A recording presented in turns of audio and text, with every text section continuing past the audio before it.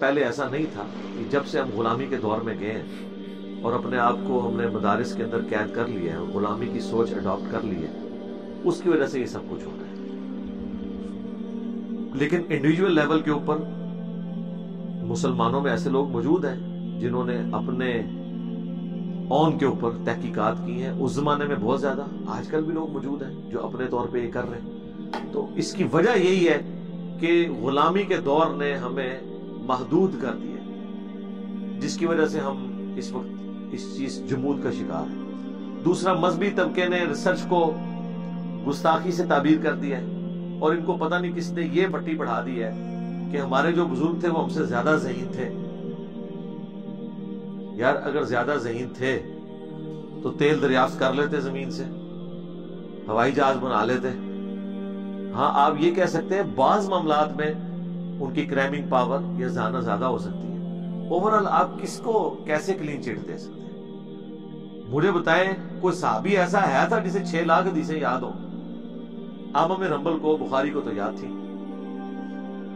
یہ پریکٹیکلی ایک چیز سامنے آ گئی ہے۔ اب مطلب آپ یہ کہتے ہیں گستاخی شروع، گستاخی تو ہو گئی ہے، میں تو نہیں کی تھی، امام بخاری نے کی تھی 6 لاکھ حدیثیں یاد کر کے۔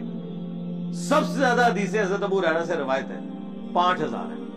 چلے وہ آپ کہیں گے 6 لاکھ ترک بن کے، بہرحال پھر بھی حضرت ابو ہریرہ کو تو صرف اپنی حدیثیں یاد تھی نا، امام بخاری کو تو ابو ہریرہ کی حدیثیں بھی یاد تھی، عبداللہ بن عمر کی بھی یاد تھی، سیدہ عائشہ کی بھی یاد تھی۔ تو اب آپ کیا کہیں گے؟ ظاہر ہے جی ان کی کنٹریبیوشن ہے۔ یہ بخاری مسلم لکھنے کا آئیڈیا کسی صحابی کو نہیں آیا، ضرورت تو تھی، رومن اور پرشین امپائر تک بات پہنچ چکی بھی تھی، لیکن اس وقت مسلمانوں کے اوپر جو ایک ایشو تھا نا جنگوں والا، وہ اتنی بڑی آزمائش تھی کہ وہ اس چیز سے باہر نہیں نکل سکے کہ اس طرف بھی کوئی توجہ کرتے ہیں۔ اس لیے آپ دیکھیں جب سٹیبلٹی آئی ہے بنو عباس کے دور میں تو سائنسی ترقی بھی ہوئی ہے، کیونکہ پھر ہم دنیا فتح کر چکے ہوئے تھے، پھر ہمارے پاس ریسورسز تھے، پھر فلسفے کی کتابیں بھی عربی میں ٹرانسلیٹ ہو رہی ہیں، باقی علوم بھی ہو رہے ہیں۔ ظاہر ہے جب آپ جنگوں سے نکلتے ہیں پھر تحقیقات بھی کرتے ہیں۔ امریکہ دیکھیں نا، سیکنڈ ورلڈ وار کے بعد امریکہ جب جنگوں سے نکلا ہے تو پھر دنیا کا لیڈر بن گیا نا۔ آج میڈیکل کی فیلڈ میں وہ ٹاپ پہ ہے، اسٹرانومی کی فیلڈ میں وہ ٹاپ پہ ہے، ٹھیک ہے جی، ٹیکنالوجی کی فیلڈ میں وہ ٹاپ پہ ہے۔ تو وہ دنیا میں جب سکون آتا ہے تو پھر آپ اپنے ریسورسز کو ان کاموں میں لگاتے ہیں، تو یہ وجہ ہے۔ لیکن بہرحال جب یہ سکون کا دور تھا تو انہوں نے اپنی ایفرٹ پٹ کی ہے۔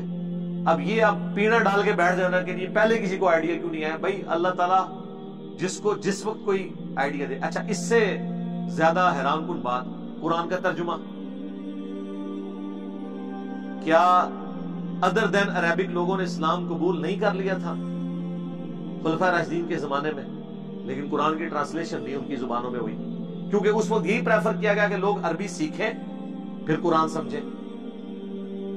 لیکن وہ کچھ عرصہ ہی ہوا، اس کے بعد تو لوگوں نے نہ عربی سیکھی نہ قرآن سمجھا، وہ لوگ اپنے اپنے بابوں کے پیچھے لگ گئے۔ یہ تو اللہ نے شاہ ولی اللہ دہلوی کے دماغ میں بات ڈالی کہ انہوں نے قرآن کو نہیں پڑھنا، مہربانی کرو۔ انہوں نے اپنے آپ کو یہ بات سمجھائی کہ انہوں نے کہا میں نے تو ایسے معاشرے میں آنکھ کھولی ہے کہ کتابوں کا دین اور ہے اور بابوں کا اور۔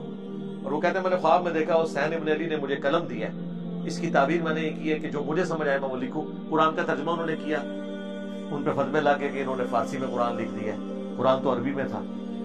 آج جو قرآن کے ترجمے آپ فخر سے پیش کرتے ہیں کہ آپ اعلیٰ حضرت کا ترجمہ پڑھیں، یہ وہ لوگ تھے یا ان کے بزرگ اس زمانے میں وہ تھے جو قرآن کے ترجمہ کرنے کو ہی گستاخی سمجھتے تھے۔